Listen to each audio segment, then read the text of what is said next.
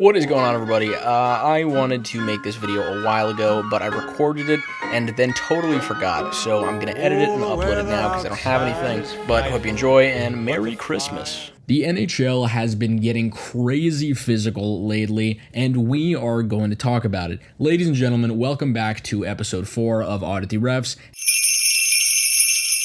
And we are going to be talking about the dirtiest looking, cleanest hit that I have ever seen, and I am of course talking about the Zach Whitecloud hit on Matthew Knies when the Vegas Golden Knights played the Toronto Maple Leafs. I watched this hit over and over again from every accessible angle that I could find, and I was racking my head looking at it. I was like, this has to be dirty.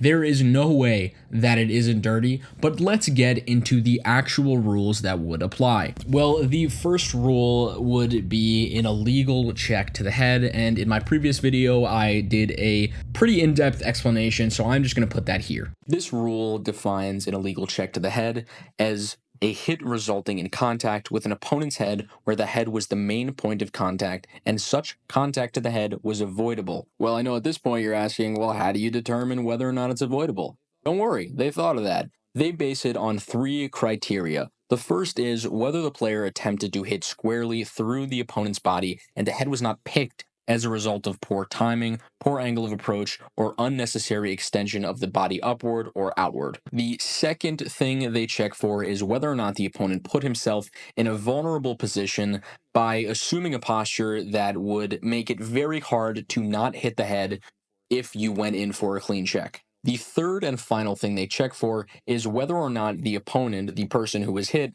materially changed the position of their body or head immediately prior or simultaneously with the hit in a way that basically contributed to the head contact entirely. Wow, thanks, past Lindy Buff. You sound really knowledgeable and good at your job. But anyway, there are 2 other things that could potentially make this hit illegal, and the ones that I am thinking of are the rules around elbowing and the rules around tripping, clipping, leg checking, and slew footing. Well, that is actually what it is referred to in the USA Hockey rulebook, but since we're using the NHL rulebook, I really should say the rules surrounding charging. So first off, elbowing. This is Rule 45 in the NHL rulebook, and it states that elbowing shall mean the use of an extended elbow in a manner that may or may not cause injury. The next rule I wanted to talk about was charging.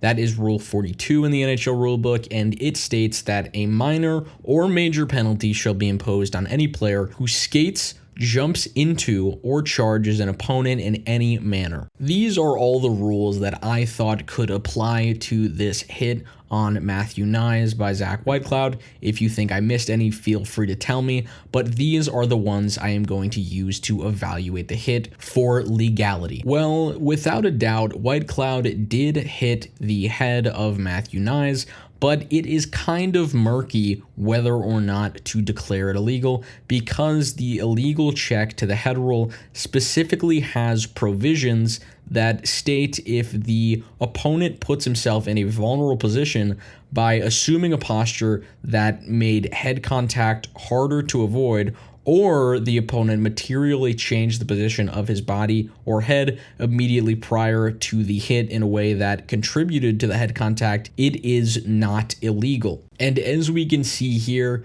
literally milliseconds before the hit is carried out on Matthew Knies, not only does he go lower and changes the position of his head, but he also hunches over, and Zach Whitecloud, although he changes position too, just can't really adjust himself in time. With that being said, I just don't think that this hit violates that rule. And this is really up in the air, but I'm saying what I personally believe. The next rule would be elbowing. I suggested this one because when Whitecloud makes contact, principal contact with the head, he makes it with his elbow. And so I thought maybe you could call it like that. But because the elbowing rule specifically states that your elbow has to be extended, there is really no way to say that he violated this rule, because in the check, his elbow is tucked in completely to the right side of his chest. Finally, the last rule that I could see him supposedly violating would be the charging rule, but he didn't jump into anyone.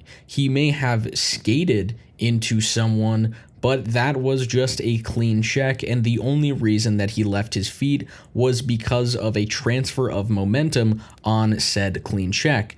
And that has to happen. It happens in most checks anyway if you brace yourself in a specific fashion. Another thing to think about when you're talking about the charging rule is the fact that charging means the actions of a player who injure someone because of distance traveled. Zach Whitecloud had stopped his strides well before he got into that check, and by that, he had pretty much avoided charging in any capacity. All in all, I think unfortunately for Matthew Knies and the Toronto Maple Leafs, this hit was insanely dirty looking, but it was clean as a whistle. It absolutely was insane though to give the Toronto Maple Leafs a penalty here, because this is one of those situations that you could definitely kind of zoom out and be like, okay, crazy stuff happened, but let's just make it net zero here. Anyways, that's all I got for you today. Hope you enjoyed the video, and remember to like, subscribe if you did.